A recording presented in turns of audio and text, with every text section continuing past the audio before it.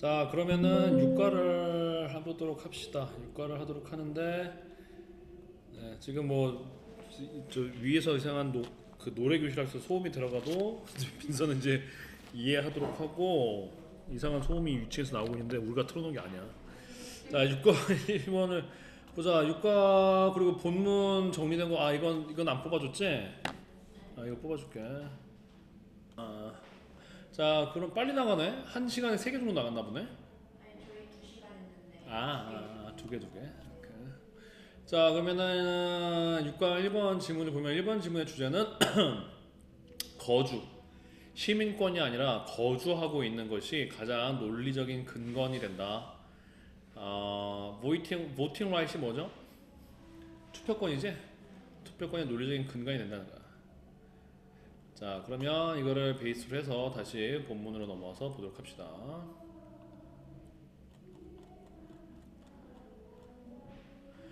In the United States, the practice of permitting aliens to vote could be seen as compatible with the idea of an exclusionary citizenship.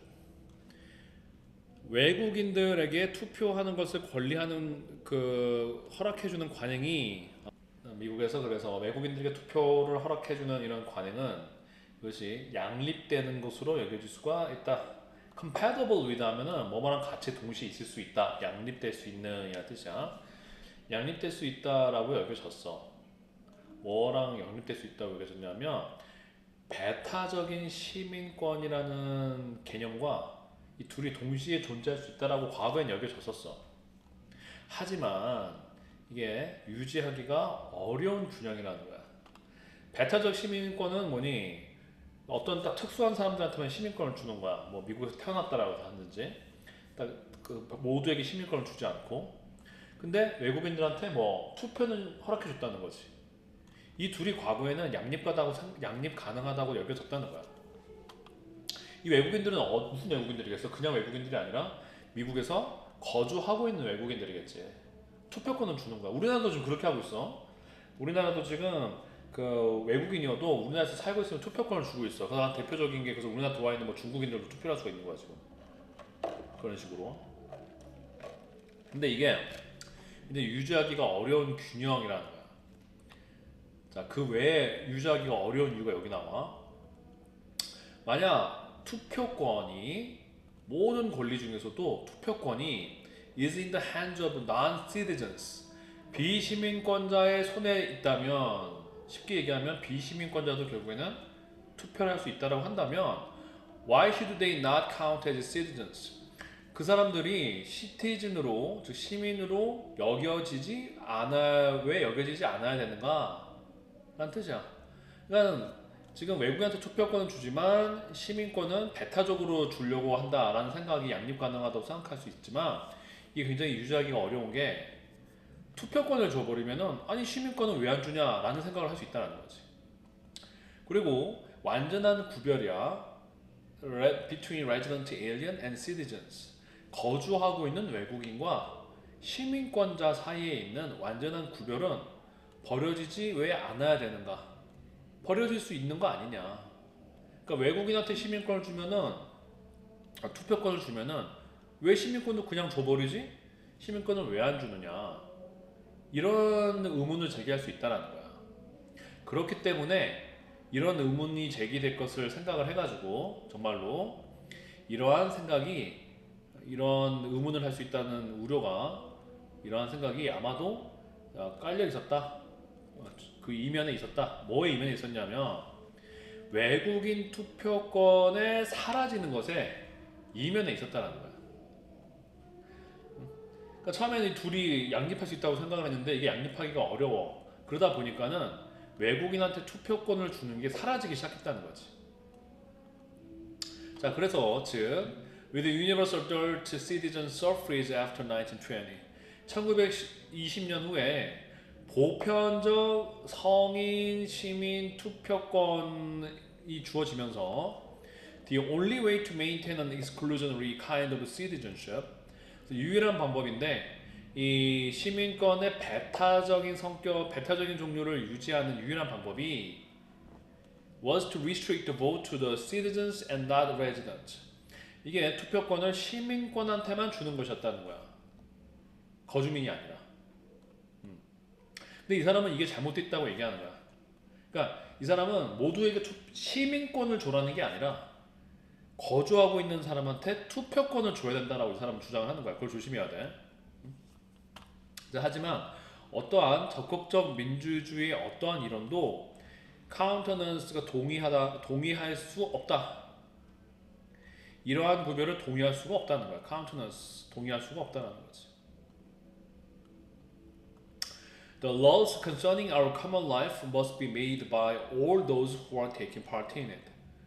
이 법률인데 우리의 일상생활과 관련되어 있는 법률들은 반드시 만들어져야 되는데 누구에 의해서?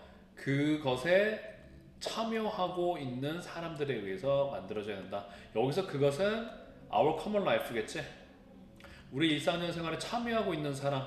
그럼 우리 일상적인 생활에 참여하고 있는 사람에 의해서 법률이 만들어지려면 일상생활에 참여하고 있다는 것은 결국에는 거주하고 있다는 거고, 거주하고 있는 사람에 의해서 법률이 만들어져야 되는 거고, 거주하고 있는 사람에 의해서 법률이 만들어지려면 결국 거주하고 있는 모든 사람에게 투표권을 줘야 된다는 거지. 자, 그래서 법률은 참여하고 있는 사람들에서 만들어져야 되고, 자, 그렇다고 한다면 그리고 거주가 유일한 설득력 있는 기준이 된다는 거야. The only convincing test. 뭐에 대해서 누군가가 참여하고 있는지, 지금 우리 생활의 common life에 우리 지금 공동체에 참여하고 있는지 아닌지에 대한 유일한 설득력 있는 기준이 된다는 거야. 거주가. 이게 이제 이 글의 주제가 되는 거지. 자, 그래서 어떠한 민주주의 이론도 이 투표권과 시민권을 자, 이거 조심해야 되는 게 이 디스팅션이 투표권과 시민권을 구별하는 게 말하는 게 아니야. 이거는 외국인한테 투표권을 주지 않는 차별을 말하는 거야. 지금 디스팅션은 이걸 말하는 거야. 지금 이 사람은 시민권이랑 투표권이랑은 구별될 수 있다라고 생각을 하고 있어. 그런데 시민권과 투표권에서 이 배타적 시민권을 유지하려고 뭐야 또 갑자기. 자, 그럼 다시 녹화를 다시 시작을 해서요. 네, 그래서 이 구별은 지금 시민과 시민이 아닌 사람들, 아닌 거주자를 구별을 해서 시민에게만 투표권을 주는 이러한 차별을 말하는 거야. 그러니까 그러니까 그 배타적 시민권과 투표권을 분리시키는 건 오케이. 근데 투표권을 왜 시민권에게만 주느냐? 이러한 차별은 민주주의가 허락하지 않는다. 이 포인트 정확하게 이해하고 있어야 돼. 자, 그 이유는 뭐냐? 법률은 참여한 사람한테 만들어진다. 그리고 결국 거주가 누군가가 그 우리 공동체에 참여하고 있는지에 대한 유일한 설득력 있는 기준이기 때문에 이러한 차별은 말이 안 된다 라고 얘기가 나온 거야. 그리고 다시 한번 좀 부연 설명하고 있어. As is understood almost universally. 보편적으로 이해되고 있는 것처럼. 자, when it comes to 뭐뭐에 대해서 얘기할 때에 보편적으로 이해되고 있는 것처럼 이렇게 됩니다. 자, 뭐에 대해서 얘기할 때 질문들에 대해서 우리가 생각을 해볼 때 보편적으로 이해되고 있는 것처럼. 자, 뭐에 대한 질문이에요? 어떠한 시민이 지역 자치정부에서 지방정부에서 have a voice, 발언권을 가져야 되는지 라는 질문에 대해서도 보편적으로 이해되는 것처럼. 자, 이것도 넌지시 얘기할 수 있겠지. 과연 어느 시민권자가 과연 지방정부에서 발언권이 있겠어? 거주하는 시민권자지. 자, 결국에는 거주가 중요하다는 거야. 그러니까 이런 문제에 대해서도 거주가 중요한 것처럼 누가 투표권을 가지는가도 결국에는 거주가 중요한 그런 기준이다 라는 말을 하려는 거야. 이해됐죠? 네. 자, 그 다음에 또 넘어가자. 문제는 지금 우리가 풀면 시간이 너무 없기 때문에 문제 푸는 건 집에서 한번 다 풀어보도록 하고, 다시 한번 이 주 포인트를 잡아보면, 그래서 비시민의 투표권은 배타적 시민권과 긴장관계에 있다. 좀 균형을 맞추기 어려워. 그래서 외국인 투표를 소멸시켜 버렸어. 배타적 시민권을 유지하기 위해서. 그러나 능동적 민주주의로는 이 차별을 용납할 수가 없다. 그 다음에 이제 부연 설명으로 거주는 지방 정부에서도 이미 인정된 기준이다. 이런 식으로. 그래서 민주주의 논리는 시민권보다 거주를 투표권의 정당한 근거. 거주가 투표권의 근거다라는 거야. 거주가 투표권의 정당한 근거. 그게 이제 이 글의 핵심 요소인 거죠. 자, 그 다음에 이제 두 번째 질문 넘어가면은 두 번째 질문은 어떤 사물의 위치를 우리가 어떤 사물의 위치가 그 사물에 대한 의미를 구성한다, 영향을 준다라는 거야. 그래서 우리가 어떤 사물에 부여하는 그런 의미는 결정이 되는데 그 물체 그 자체가 아니라 그것이 전시되어지고 있는 맥락, 이 컨텍스트를 로케이션으로 고치는 게 조금 더 좋을 것 같아. 컨텍스트 나쁘진 않은데 로케이션, 위치에 의해서 어디에 얘가 전시되고 있는지 그 위치에 의해서 결정이 된다. 넓게 보면 이제 컨텍스트란 말이 되겠지. 어떤 상황, 그 상황 속에 이제 로케이션이 들어가는 거니까 이 위치에 따라서 결정이 된다라고 우리가 볼 수가 있겠어요. 자, 그럼 봅시다. 두 번째 질문 다시 넘어와서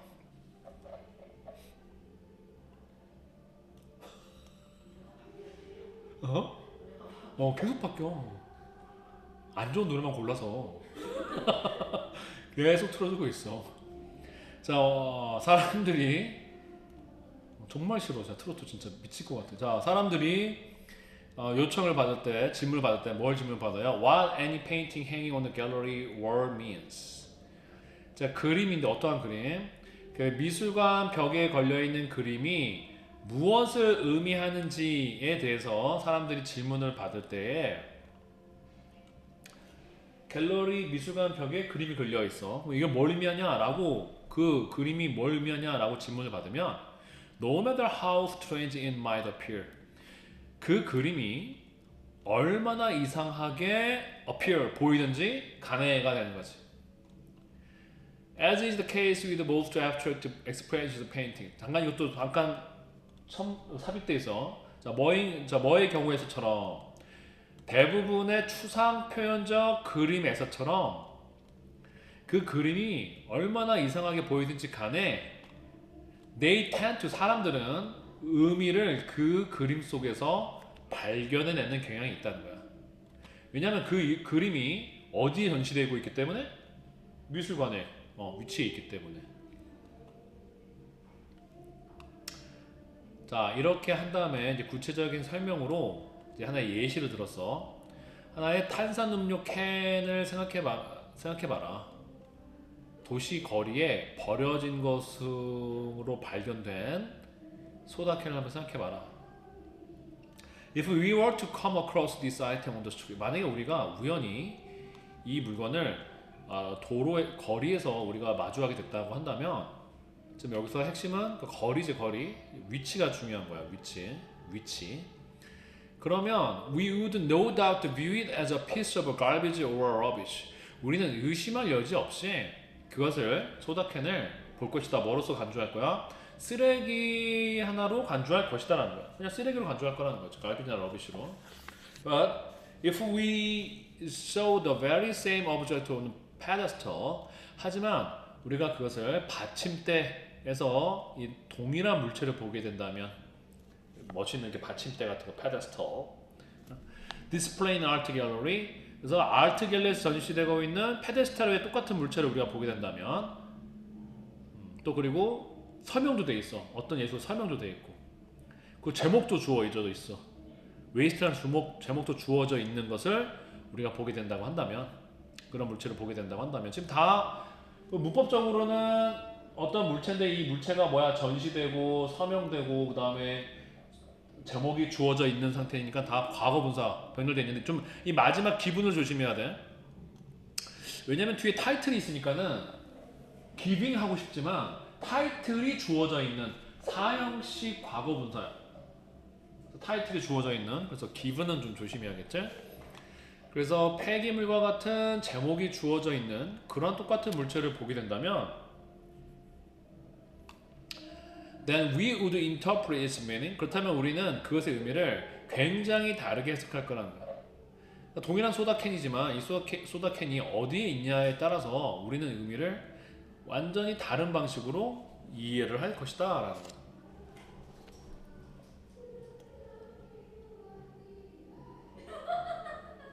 아 진짜 멘탈 나가네 진짜.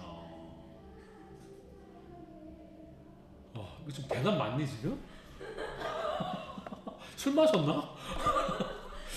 저게 가능한가 저게? 자, we would in fact 우리는 we would in fact be inclined to 그래서 뭐하는 경향이 있다라는 것이죠.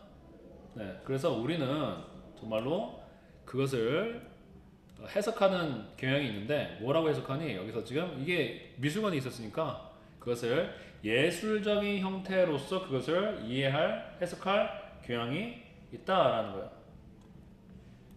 디스클라인 보게 될 것이다. 디스클라인가 뭐뭐를 보다니까. 그래서 보게 될 것이다. 우리가 보게 될 거라는 거죠. 우리가 뭘 발견하게 될 거야? 우리가 발견하게 될 것이다. 보게 될 것이다. 뭘 발견합니까? Throwaway or materialistic society. 일회성으로 던져버리거나 버려버리거나 아니면은 물질주의적인 사회를 우리는 발견하게 될 것이다. 이 작품 속에서. 자, 이건 작품 속에서 우리가 이렇게 해석을 할 거라는 거지. 그러니까 이 소다 캔을, 이 쓰레기 캔을, 탄산 캔을 해석하는 우리의 이해. 이런 식으로 이해할 거라는 거야. 예를 Throwaway Society라든지 Materialistic Society라고 우리가 이해할 거라는 거지.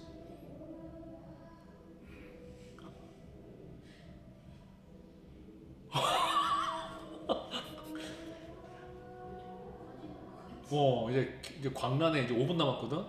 이제 마지막 이제 이제 클라이막스에 지금 다다라하는 거야. 마지막 5분에 불사르려는 거지. 5분만 참으면 돼 우리는. 자, 그다음 분명히 clearly the can's location 이제 결론이 다시 한번 명확하게 the can's location on the sidewalk versus its display on the pedestal in an art gallery. 그래서 인도에 있거나 인도에 있는 것에 versus 대비해서 아트 갤러리 예술관의 그 받침대에 있는 전시 캔의 위치, 그러니까 횡단보도에 있는 이 캔의 위치와 아트 갤러리의 받침대에 있는 그것의 전시의 이 대조가 영향을 줄 거라는 거죠. 어떻게 우리가 그것을 해석하지 영향을 줄 것이다. 즉 캔이 어디에 전시되어지는지가 우리에게 영향을 줄 것이다 라는 거야. 이거래 그래서 결국 주제지. 어떤 사물이 어디서 전시되는지가 우리에게 영향을 준다. 자, 그래서 아까 이 주제문으로 확인을 했고요.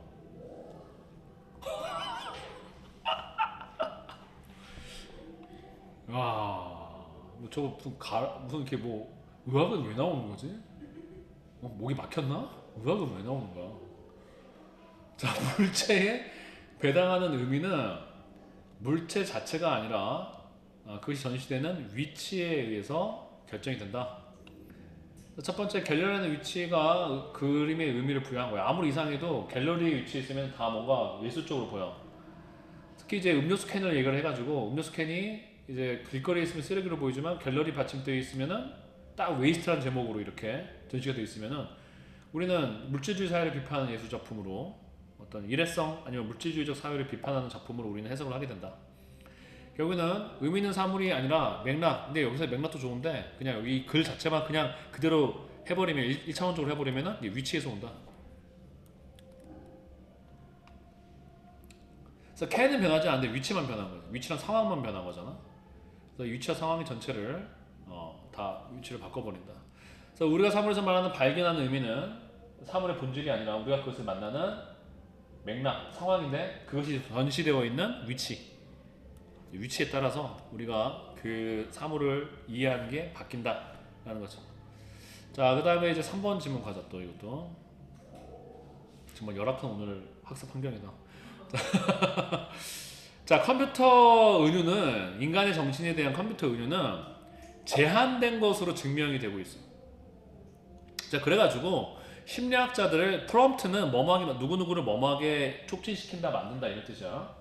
그래서 심리학자들을 뭐하게 만들었냐면 더 풍성한 모형들을 이론들을 찾게 만들었어. 이제 그게 이제 이 글의 주제가 되는 거죠.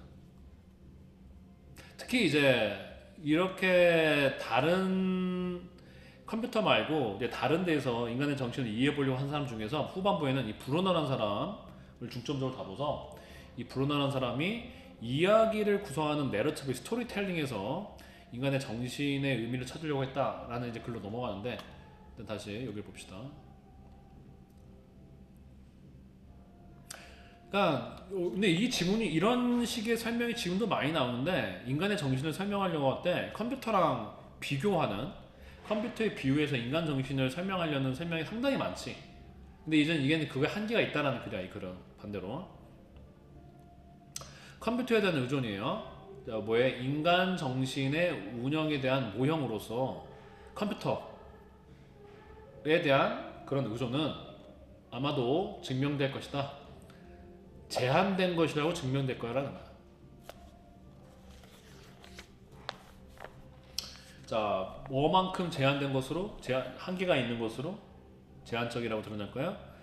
자, 행동주의에 대한 초기 매료만큼이나 제한적이라고 드러날 것이다라는 거지. 올라와서 좀 문 열고 좀 이것 좀 하고 싶다 이렇게. 진짜. 자, 그래서 인간 정신을 이해하려고 컴퓨터에다가 이렇게 비유하는 것은 제한적이라는 거야. 완벽하지가 않다는 거지. 당연하지. 컴퓨터가 사람이랑 다르니까. 컴퓨터는 감정도 없지, 뭐 도덕도 없지. 어떻게 인간 정신과 비교가 되겠니? 자, 그 다음에 심리학자는 여기 하나 더 플러스 해서 주제에다가 하나를 더 플러스 시켜보면은 심리학자들이 이미 인식하기 시작했어요. 그래서 컴퓨터로서의 정신 비유의 이 문제점들을 인식을 하기 시작을 했다는 거예요. 이게 그래 주제인데 조금 더 이제 브루너 이야기가 조금 이제 구체적인 설명으로 나오니까 이 사람 걸 좀 포인트로 내용일치 같은 거 조심해서. 자, 그래서 이 문제는 내용일치 좀 조심해야 될 것 같아. 내용일치 좀 조심하고 순서별로 나오기는 좀 힘들고 순서별로 나오기는 좀 힘들어. 내용일치를 좀 조심해야 될 거고요. 자, 그래서 어떤 심리학자들은 어디로 관심을 돌렸냐면 문화 인류학에다 관심을 돌렸어. As a way of understanding the factors outside any particular individual's brain. 어떠한 특정 개인의 뇌 밖에 있는 외부에 있는 요소들을 이해하는 방법으로 문화 인류학에다 관심을 돌렸어. 드디어 끝났구나. 살겠다. 자, 어떤 요소들이냐면 우리의 뇌 특정 인간 뇌 밖에 있는 요인들인데 도와주는 거야. 이게 붙어 있는 관계대명사절이 팩터스를 꾸며주는 거야. 각 개인으로 하여금 세상을 이해하도록 도와주는 특정 인간의 뇌 밖에 있는 이 요인들을 이해하는 방법으로 문화 인류학에도 관심을 돌렸다.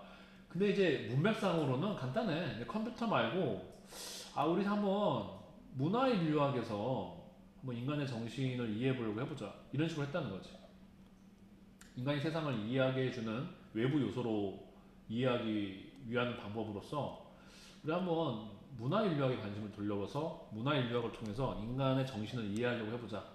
뭐 이런 부류들이 있다는 거야. 다른 사람들은 제롬 브루너 같은 다른 사람들은 이 제롬 브루너는 인지심리학의 창시자 중에 한 명인 제롬 브루너 같은 이런 다른 사람들은 뭘 깨달았냐면 the computer analogy carries with it an unfortunate shift. 컴퓨터에 대한 이 비유가 컴퓨터로 우리 인간의 정신을 비유하는 이것이 불행한 변화를 가져왔다는 거야. 위대이스는 그냥 관용적으로 붙어있지. 캐리가 뭐뭐와 함께 가져오다. 근데 뭐뭐와 함께라는 걸 우리 해석하지 않아. 그냥 얘가 가지고 왔다고 하는 건데 얘는 그냥 관용적으로 그것과 함께 이런 걸 이렇게 붙여넣는 경향이 있어. 어쨌든 얘네가 이런 비유가 컴퓨터에 대한 정신을 컴퓨터에다 비유하는 것이 뭘 가져왔냐면 불행한 변화를 가져왔다는 거야. 어떤 변화냐면 의미의 구성에서부터 정보의 처리로라고 하는 안 좋은 변화를 가져왔다는 거지. 정보 처리가 그러니까 자꾸 컴퓨터로만 비유를 하다 보니까 컴퓨터라고 하면 우리 정신을 비유하다 보니까는 의미를 구성한다. 뭔가 우리가 글을 만들고 이야기를 만들고 이런 거에는 거의 좀 관심이 없고 계속 컴퓨터처럼 정보 처리하는 거면 관심을 가지게 됐다는 거야. 무슨 말인지 알겠지? 이게 문제점을 말하는 거야. 그러니까 컴퓨터 비유의 문제점을 이 사람이 발견했다는 거지. 컴퓨터 비유의 문제점. 안 좋은 점을 발견한 거야 이게. 컴퓨터 비유의 문제점. Bruner's reflection on the limits of the machine model. 브루너가 기계 모형의 한계점에 대해서 깊이 생각을 해본 것이 깊은 이 사람의 이 성찰이 reflection 여기서 이제 성찰이라는 뜻이 있지. 깊이 생각하는 거. 기계적 모형, 기계적 모형들은 뭐야 결국에는 인간의 정신을 뭐에다가 비유한 거야? 기계에다 비유한 거지. 이거의 한계점에 대한 브루너의 성찰이 그를 다시 인간적인 서사와 그다음에 이야기 전달에 대한 강조로 그를 다시 인도해 줬다는 거야. 그러니까 이 사람은 이제 컴퓨터 비유보다는 좀 너러티브 서사와 그다음에 이야기와 스토리텔링을 좀 강조해 보자. 인간 정신을 이해하기 위해서 이쪽으로 넘어왔다는 거지. As essential ingredient in understanding human cognition. 그래서 인간의 정신을 이해하는 본질적인 요소로서 누굴 강조하는 거야? 서사와 이야기와 스토리텔링을 강조하는 것으로 이 사람이 좀 돌아왔다, 그를 이끌었다는 거지. 그러니까 이 사람은 결국 지금은 뭘 강조하게 된 거야? 인간적인 그러니까 본질적인 이 인간의 정신은 인식을 이해하는 본질적인 요소로서 이야기와 스토리텔링의 인간적인 강조를 이 사람은 좀 보고 있는 거지. 그러니까 인간 정신의 인식의 가장 중요한 요소로 이야기와 스토리텔링을 보고 있는 거야. 이걸 강조하고 있다는 거지. 기계적인 요소라기보다는 인간적인 요소를 강조하고 있는 거야. 이 사람은 지금 됐지? 아이고 잠깐만.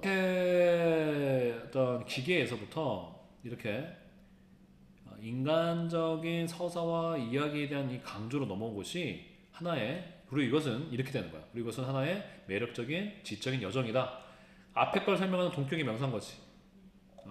어떤 지적인 여정이냐면은 컴퓨터의 강점과 힘과 한계 둘 다를 모두 보여주는 여정이라는 거죠. 뭐에 대한 컴퓨터를 뭐로써 우리가 생각하는 방식에 대한 안내자로서의 컴퓨터가 가지고 있는 그러한 장점도 있지만 그 한계 이 둘 다 모두를 보여주는 지적인 여정이라는 거예요. 그러니까 물론 우리 인간한테 인간의 정신에 정보를 처리하는 게 있으니까는 어느 정도는 컴퓨터를 비유하는 게 설명이 될 수는 있으나 인간이 가지고 있는 의미 구성, 특히 이야기와 서사와 이런 이야기 전달 이런 거는 컴퓨터에 있는 게 아니기 때문에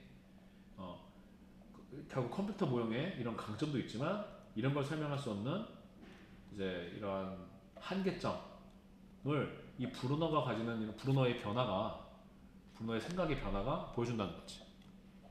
이해됐니? 자, 그러면 이거 본문 포인트로 다시 돌아오면 컴퓨터 모델은 인간 정신을 설명하는 한계가 있다. 그래서 심리학자들은 이 비유의 은유에 변함을 인식하고 있다. 어떤 사람들은 문화인류학으로 왔다. 다른 사람들, 그중에 특히 브루너를 들어서 브루너는 컴퓨터 모델 의미 구성을 정보 처리로 의미 구성에서 너무 정보 처리로만 넘어왔다고 문제를 제기한 거야. 그래서 의미의 구성에서 정보 처리로의 불행한 전환이라고 이 사람은 얘기를 한 거지. 그래서 브루너는 서사와 이야기를 인간 인지의 핵심으로 보고 있어. 이걸 아주 핵심적인 이센셜한 걸로 보고 있어. 그러니까 자, 그래서 이렇게 하도록 하고 조금 쉬었다가 지금 3지문 했으니까는 한 지문을 끝내도록 해보자. 잠깐 자꾸 마셔. 잠깐 머리 좀 식혔다. 4강이 조금 내용이 조금 난도가 있는데 그래도 이제 살펴보면은 4강은 우리 토픽 센텐스를 한번 보게 되면은 literature uniquely activates imagination. 이게 핵심이야. 문학이 아주 고유하게 상상력을 활성화시킨다는 거야. By reversing the perceptual process. 그 방식은 뭐냐면 인식의 과정을 이제 바꿈으로써 making the reader a creative co-constructor of meaning. 그리고 이것이 독자를 창의적인 의미를 구성하는 사람을 만든다. 이 뒤에는 엄청 중요한 건 아닌데 물론 알고 있어야 되는데 여기가 되게 중요해. 그리고 이게 지금 무코고에서도 서술형으로 나왔을 때 이게 중간에 보면은 이번에 서술형으로 뭐가 나왔었냐 무코고에서 이 과정이 뭐 바뀐다, 과정이 반대가 된다, 역전이 된다 했었는데 이거를 그때도 우리 선생님이 그 수업 시간에도 얘기해 줬었는데 이게 무슨 뜻인지 써라는 게 한글로 써라는 게 나왔었어. 자, 어쨌든 그 다음에 너희도 이번에 이렇게 한글로 써라는 걸 되게 좋아하고 있기 때문에 또 어떻게 될지 모르는 거지. 좀 매력적인 그런 문구야 저기가. 아니면은 뭐 이렇게 객관식으로 함축 의미 추로 나올 수도 있고. 자 보자. 일단 이건 이따 정리하는 거 이따 설명을 할 거고 보면 in the escape that reading literature provides. 자, 그래서 도피 속에서지 어떤 도피니 그 문학 작품을 읽는 것이 제공하는 도피 속에서 이렇게 되는 거예요. 자, 뭐를 통해서 이건 되게 중요한 건 아닌데 그래도 해석은 정확하게 돼야겠죠. 뭐를 통해서 문학 작품이 제공하는 도피냐 하면은 vicarious identification, 대리적인 동일화, 대리적인 공감, 남이 돼보는 거, 공감, identificate, 남이 돼보는 거, 동일시되는 거, 대리적인 동일시. 그리고 비교야. 뭐와의 동일시와 비교냐 하면은 다른 생활, 장소, 그다음에 역사, 시간대들과의 대리적인 이 동일시와 그리고 비교를 통해서 다른 사람이 돼보는 거지. 그러니까 한마디로 통해서 문화작품이 제공하는 이런 도피 속에서 이제 주어 동사 우리는 우리의 상상력을 활성화시킨다라는 거야. 이게 지금 이 글의 주제야 사실은. 문화작품을 읽다 보면은 우리가 상상력이 활성화된다는 거야.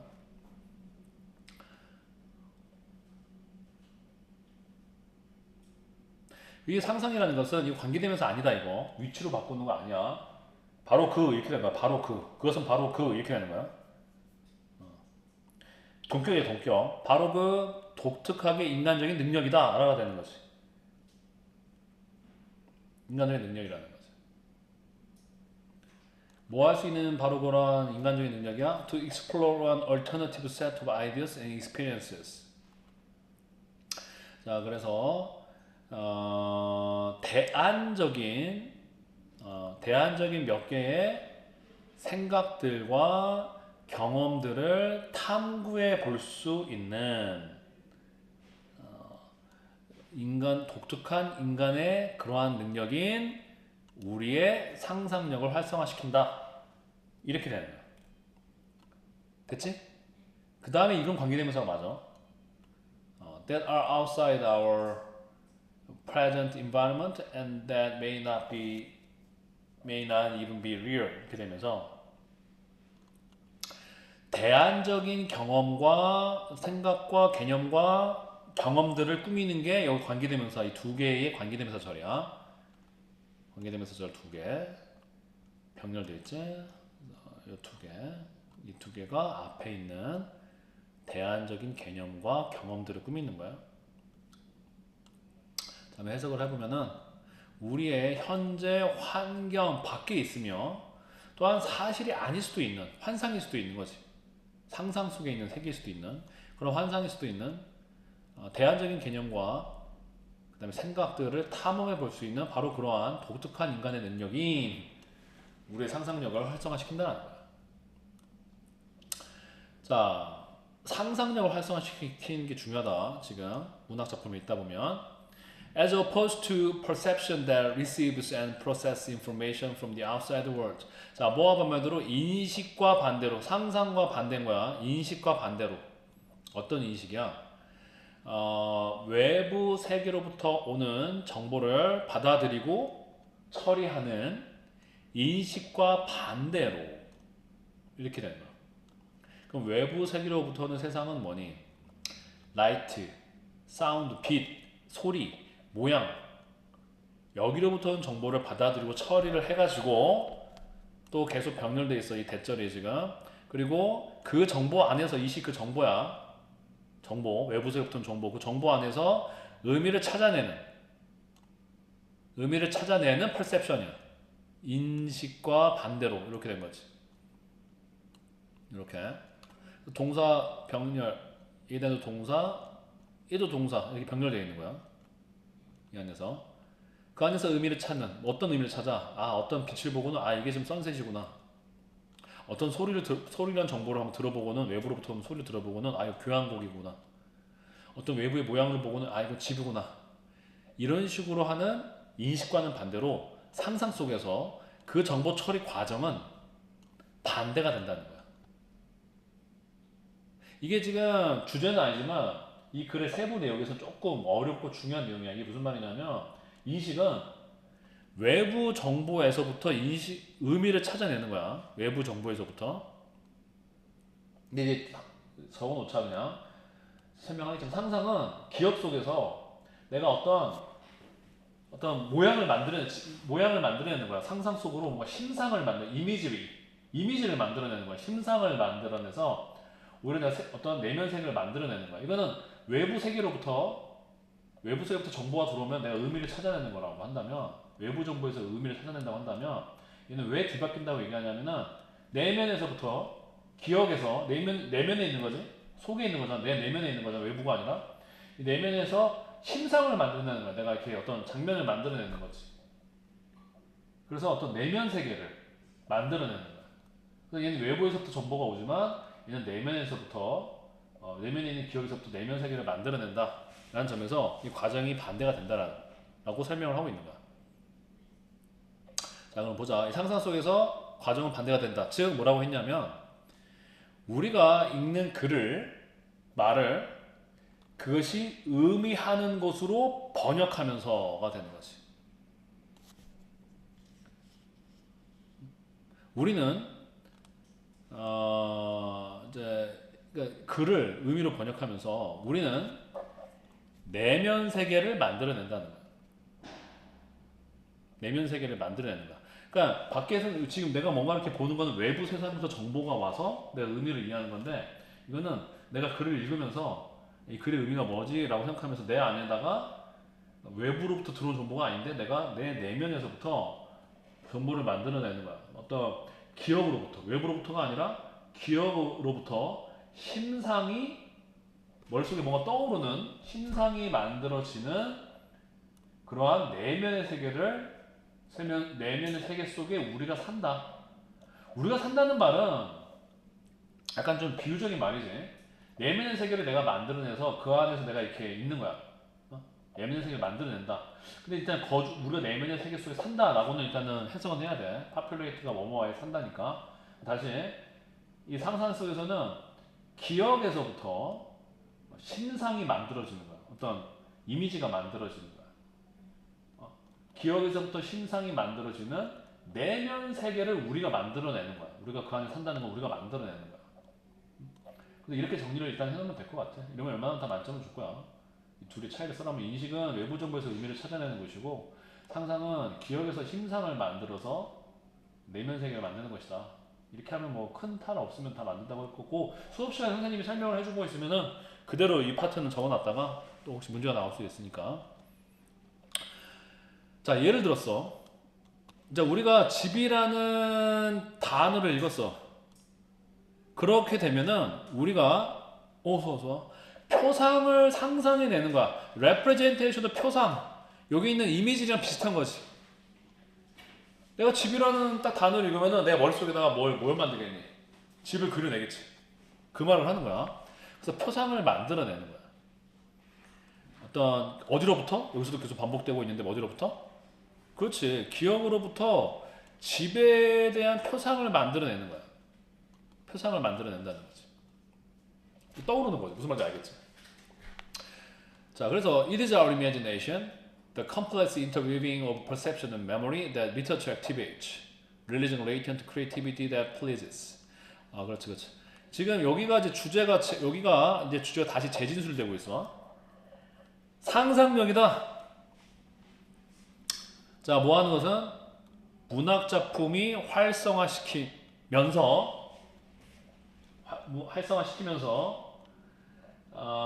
즐겁게 해주는 잠재적인 창의성을 배출시키는 것은 뭐야? 우리의 상상력이다. 이렇게 되는 거야. 이거는 이제 이미지네이션 동격이야. 동격이야. 우리의 상상력이다. 그 상상력은 뭔데? 지금 인식과 기억의 복잡히 서로 상호 관련되어 있는 인터커넥티드 되어 있는 복잡하게 엮여 있는 것인 우리의 상상력이 문학 작품이 활성화시키는 것이다. 문학 작품을 활성화시켜서 그래서 즐겁게 해주는 잠재적인 창의성을 배출시키는 것이 우리의 상상력이라는 거지. 이해됨?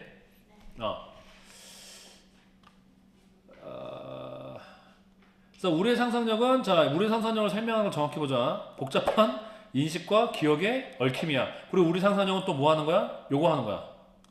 그러니까 정확하게 끊으면 이렇게 되겠지.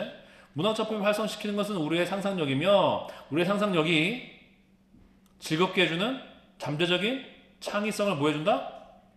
그렇지, 배출시켜준다. 이렇게 되는 거지. 이게 이 글의 주제야. 그러니까 좀 이 주제랑 그 다음에 이 중간에 인식과 상상의 차이, 이게 이 글의 주요 짜임이야. 지금. 자, 이거 부연 설명. 자, 작가는 아마도 청사진, 설계도, 전체적인 틀은 제공해 줄 수가 있어. 하지만 독자가 작품의 많은 방들을 만들어내는 것이다. 이거는 함축 의미 추론으로 나올 수 있지? 의미 추론으로. 즉 독자가 작품의 의미를 해석하는 거야. 작가가 아니라 독자가 작품의 의미를 해석하는 거야. 자, 그리고 어떠한 만족스러운 어큐페이션, 활동과 마찬가지로 문학 작품이 우리의 상상력이 풍부한 그리고 창의적인 능력을 만족시켜 준다. 이렇게 되어 있는 거지. 자, 그래서 이제 이렇게 바꿔보면 민서가 오늘 못 왔는데 어쨌든 민서는 지금 녹화해 준 거로 다시 복습을 하면 되겠고, 민서는 시간이 되면은 내일 들려서 이 변형 문제는 민서는 받아가도록 하고요. 그 다음에 아무튼 다시 한번 우리 이거 보자. 이 본문 다시 핵심 내용. 문학은 상상력을 통한 대리 경험을 제공한다. 문학은 상상력을 어쨌든 처음에 문학 작품은 결국에는 상상력을 활성시켜준다. 우리가 문학 작품을 통해서 우린 상상력을 활성화시킨다. 상상력은 지각과 반대 방향이다. 지각은 외부 세계 정보를 받아서 의미를 도출한다. 상상은 기억에서 출발해서 내면에다 이미지를 만들어내지. 이게 핵심이야. 이미지를 만들어내는 거야. 기억에서 출발해서. 문학은 지각과 기억의 복잡한 상호작용인데, 근데 이게 상호작용이다에서만 중요한 게 아니고 결국에는 문학이 결국엔 잠재된 창의성을 해방시킨다. 이게 중요한 거죠.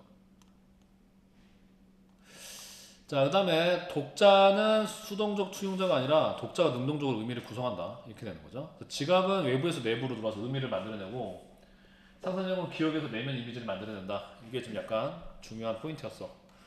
자, 그래서 집에서 이제 나머지 이슬이도 문제를 풀어오고, 이제 민서도 물론 이걸 듣고 있지만 변형 문제 내일 받아가서 민서는 내일 이거 본 다음에 집에 가서 풀어보면 되겠어요. 수고했어.